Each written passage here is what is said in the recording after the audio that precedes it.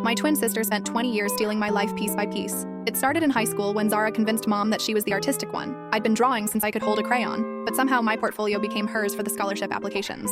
"You're naturally smart," she said sweetly. "I need the help more." Mom nodded along, always believing Zara's version of reality. College was worse.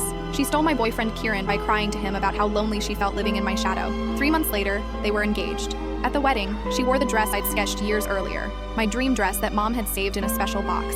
When I landed my first job at a design firm, Zara suddenly developed an interest in graphic design. She enrolled in night classes and started showing up to my workplace, charming my boss with stories about our collaborative twin projects. Within 6 months, she had my promotion. By 25, she was living the life I'd built from my ideas. She had Kieran, my career path, even my goddamn signature style. I watched from the sidelines as she got featured in design magazines, credited with concepts I'd developed in college. The final straw came at Dad's funeral. During the eulogy, Zara shared a touching story about how Dad taught her to draw butterflies when she was 7. It was my memory. I was the one who'd sit on his lap every Sunday, learning to sketch his garden. The congregation wept at her beautiful tribute. That night, I started planning. For 6 months, I gathered evidence, screenshots of my original art files with timestamps, photos of my sketches from childhood, text messages where Zara admitted to borrowing my ideas. I even found my old college roommate who remembered Zara constantly asking about my projects. Then I created a website called The Real Zara Winters, complete with side-by-side comparisons of my original work and her inspired pieces.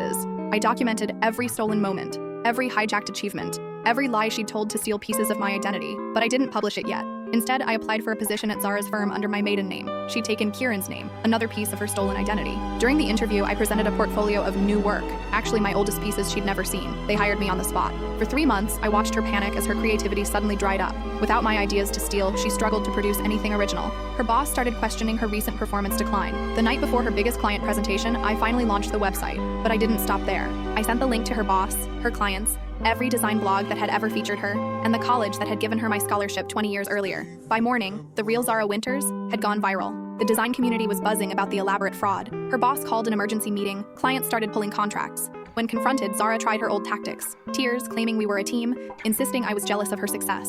But this time, she had no mom to back her up, no naive boyfriend to manipulate, just a room full of professionals staring at undeniable evidence. She was fired that afternoon. Kieran called me, furious.